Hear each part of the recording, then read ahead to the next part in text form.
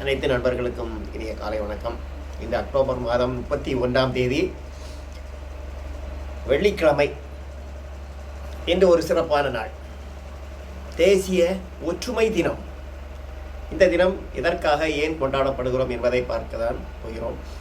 அதை பற்றிய ஒரு சிறு குறிப்பு தான். இன்று சர்தார் வல்லபாய் பட்டேல் அவர்கள் பிறந்த தினம். மேலும் இந்திரா காந்தி பிரதம மந்திரி அவர்கள் நினைவு தினம்.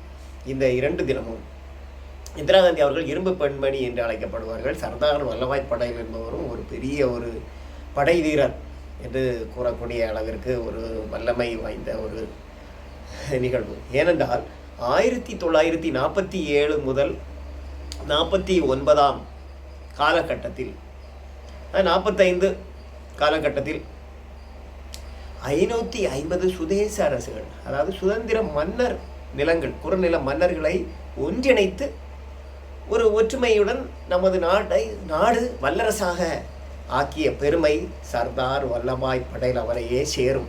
அந்த அளவிற்கு இன்று செய்ததனால் அவர் 1875ஆம் வருடம் பிறந்தார். இன்று 150 ஆண்டுகள் ஆகிறது.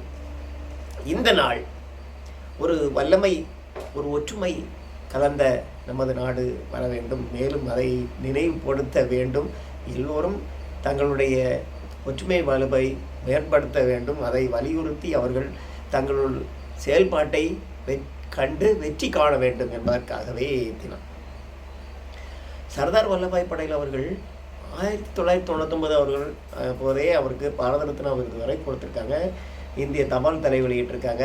பல அவருடைய இந்த பிறந்த நாளில், அதாவது ஓட்டம் நினைவுபடுத்துவதாக சுவரொட்டிகள், மேலும் பல நினைவுக்காக ஓட்டம், சிறு ஓட்டம் மற்றும் அவருடைய பல கூட்டங்கள்லாம் நடத்தி இந்த நினைவுபடுத்துவதாக அமைந்துள்ளது.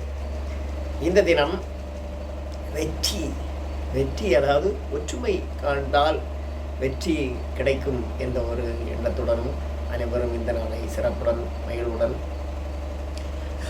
ஒற்றுமையாக ஒருங்கிணைந்து தங்களுடைய செயல்களில் ஈடுபட்டு அனைவரும் சேர்ந்து பணியாற்றி நமது நாட்டு வலுவடைய வேண்டும் என்ற ஒரு எண்ணிக்கையுடன், ஒரு எண்ணத்துடன் இந்த நாள் அமைய வேண்டும் என்ற ஒரு எண்ணத்தில்தான் இந்த ஒற்றுமை தினம்.